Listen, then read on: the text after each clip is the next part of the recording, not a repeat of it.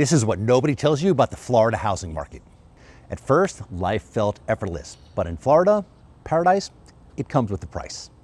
And John and Linda were about to find out just how high that price could be. And it started with the storms.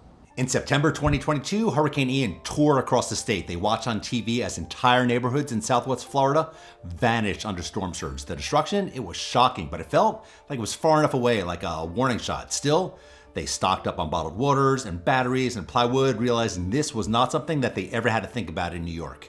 Then in 2024, Helene slammed into Florida's Big Bend. Only weeks later, Milton followed, ripping through the coast like a reminder that no part of the state was safe. And by then, hurricane season wasn't just a story on the news, it was an annual ritual of fear. They taped their windows, they packed go bags, they lay awake at night listening to the wind howl, wondering if this could be the storm that would take their roof off or flood their street. Even when their home was spared, the stress stayed. Paradise started to feel fragile, but the hurricanes weren't just storms, they were a financial tsunami. Insurance companies began fleeing the state, and a month later, they got their renewal notice and they noticed that the premium had doubled. The next year, it tripled, and then suddenly their affordable Florida home cost more to insure than their New York home ever did. Even neighbors with no claim saw their rates skyrocket. The stories, they were the same up and down the street. Canceled policies, higher deductibles, coverage just disappearing.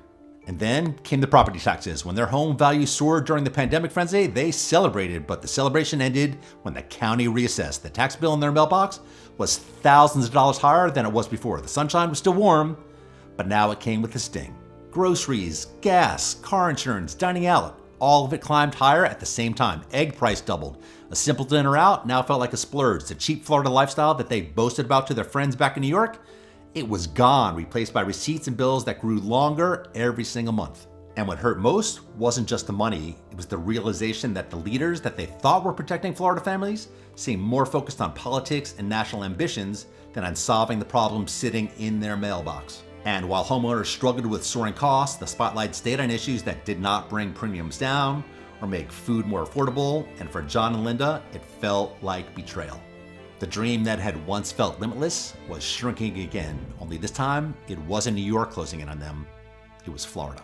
By 2025, the bills weren't just numbers on paper anymore. They were a constant reminder that Florida was no longer the bargain that it had been when John and Linda arrived.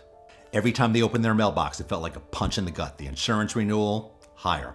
Property tax bill, higher. Even the electric bill seemed to climb with every season. Trips to the grocery store turned into quiet arguments in the checkout lines. Gas stations became a place for muttered complaints under their breath. Every dollar stretched thinner than it had been the year before. But the worst part wasn't just the bills, it was the conversations. At backyard barbecues, neighbors who once bragged about Florida's affordability now shook their heads in disbelief. One couple down the street had their insurance dropped altogether and couldn't find a replacement policy for less than triple the cost. Another neighbor was seriously considering selling just to escape the financial pressure. Everybody had a story, everyone had a breaking point. John and Linda found themselves nodding along, realizing that their frustrations were not unique. What they once saw as an endless stream of newcomers rushing into Florida had slowed down. Friends from out of state who once envied their move started asking different questions. Is it still worth it? Would you do it again? And John and Linda, they hesitated before answering. And what stung the most was the sense of being ignored. As lifelong hard workers, they were used to paying their way. They didn't expect handouts, but they did expect leadership that focused on solving the real problems that Floridians faced every day. Instead, all they saw in the news were speeches about faraway battles and hot-button topics that had little to do with the insurance bill sitting on their kitchen counter. To them, it felt like their struggles were just invisible. Every hurricane season brought fresh anxiety, but instead of hearing real reforms to stabilize insurance markets or cut costs, the headlines were filled with distractions. Every trip to the grocery store reminded them of inflation, but the political spotlight seemed to shine everywhere but there. For John and Linda, the disappointment turned into anger. They moved to Florida just like a lot of other folks because it was open, it was affordable, and it was free. But in just a few short years, it felt like the state had forgotten the very people who made that move. And with each passing month, the frustration grew heavier. What once felt like a paradise now felt like quicksand, pulling them deeper every time they tried to stand still. On paper, John and Linda should have felt very lucky. A 3% mortgage was a dream deal, the kind of interest rate that people would talk about for decades, the kind of financial anchor neighbors envied. Friends up north told them they'd be insane to ever give that up. But the reality did not match the math. Everywhere else in their life, costs were exploding. Insurance premiums had ballooned so high that They were now larger than their monthly mortgage payment. Property taxes crept upward each year, eating away at their budget. Groceries and gas felt like they were draining cash as quickly as they could earn it. The mortgage rate, the one piece of their financial puzzle that looked stable, had become more like a trap. It kept them tied to a house, a state, and a lifestyle that no longer felt right for them. The more friends reminded them, hey, at least you got a 3% loan, the more bitter that they felt, because what good is a low mortgage if you are miserable in the place that you live? It was a strange contradiction. They were wealthier on paper than they had ever been, their home had appreciated, their mortgage was low, yet day by day it felt harder to breathe. And hurricane season only made the feeling worse. They remembered nights lying awake while the wind rattled their windows, listening for the telltale sound of a branch snapping or a leak starting. They remembered the pit in their stomach when insurance renewal time rolled around, wondering how much higher it would climb this year. They began to call it their golden handcuffs, shiny, enviable, impossible to replace, but binding them tighter every month. It wasn't freedom anymore.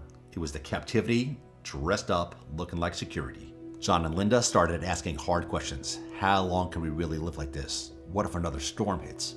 What happens if insurance jumps again? Do we really want to stay here forever just because we have a low interest rate? Those questions became impossible to ignore, and slowly, the idea of staying, no matter how smart it looked to outsiders, began to feel like the bigger mistake. By the middle of 2025, John and Linda, they were worn down. What had once been an exciting chapter of their lives now felt like an endless cycle of storms and bills and disappointment. Every time they tried to talk themselves into staying, another frustration landed on their doorstep. One night, after opening their latest insurance renewal and seeing yet another staggering increase, they sat at the kitchen table in silence. The tile floors, once a reminder of their Florida dream, now felt cold, and Linda finally broke the silence. Are we really going to keep doing this, she asked. John didn't answer right away. He glanced out the window at the palm trees swaying under a darkening summer sky. He thought about the boarded up windows, the endless forecasts, the mounting bills. He thought about the freedom that they once felt here and how far it seemed now. Finally, he shook his head. I don't think we can, he admitted. It wasn't an easy decision. They knew that selling meant walking away from their 3% mortgage rate, the financial unicorn that everyone said that they should just treasure forever. They knew that they'd be trading it in for something closer to 7%, and on paper, that looked like madness. But numbers on paper didn't show the stress of watching bills grow larger while their peace of mind shrank smaller. They also knew that they'd likely take a loss on the sale. The market just wasn't what it was when they bought. But at this point, it wasn't about maximizing profit.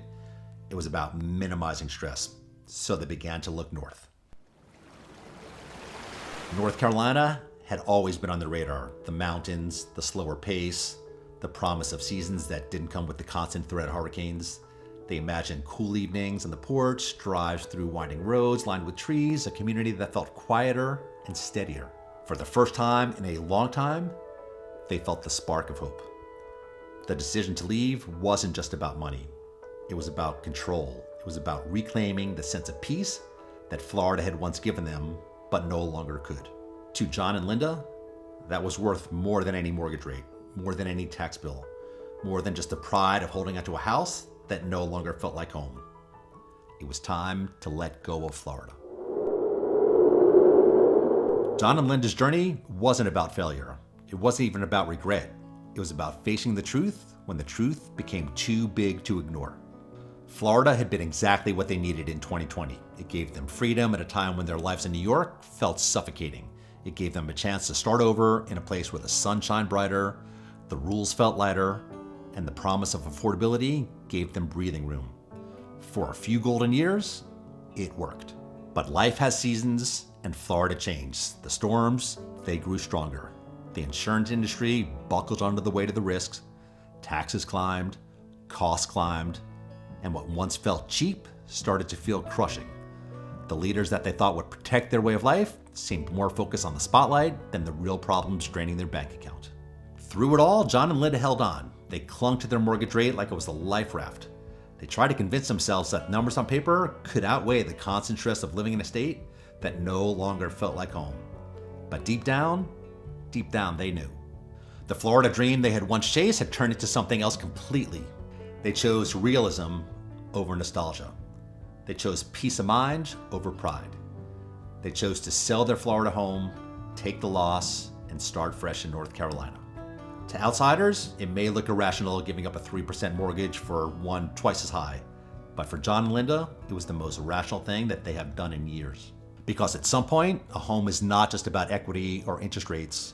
It's about quality of life. It's about feeling safe. It's about living without the constant fear of storms and bills and broken promises. Their story is not unique. It's a story of change, a story of learning when to let go, a story of realism when the math says otherwise. And maybe that's a real lesson for Florida homeowners today. Clinging to the past, to yesterday's prices, yesterday's interest rates, yesterday's version of the Florida dream can cost you more in the long run. Markets shift, costs rise, realities change. The question isn't whether or not Florida is good or bad, or whether it's worth staying or leaving. The question is whether it's still the right fit for you. For John and Linda, the answer was no, and they had the courage to act on it. Okay, so John and Linda's story, it's fictional, but it reflects the reality that a lot of Florida homeowners are experiencing right now. Hurricanes, rising insurance, higher taxes, and a market correction that kind of feels like quicksand. And here's the truth, even if you were thinking about selling, waiting could cost you tens of thousands of dollars. And that's why I offer a 15-minute discovery call. It's free, there's no obligations, no pressure. You can scan this QR code right here. There's gonna be a link in the description down below that goes to my calendar. Schedule it today, it's free. No gimmicks, no scripts, just the truth about where you stand and what your options are and how you can protect your equity. My name is Adam Miller with the 941 Lifestyle Group. I live here in Lakewood Ranch, I work here in Lakewood Ranch, and I'm always gonna give you the honest truth about what's really happening in the Florida real estate market. Thanks for watching, I'll see you in the next video.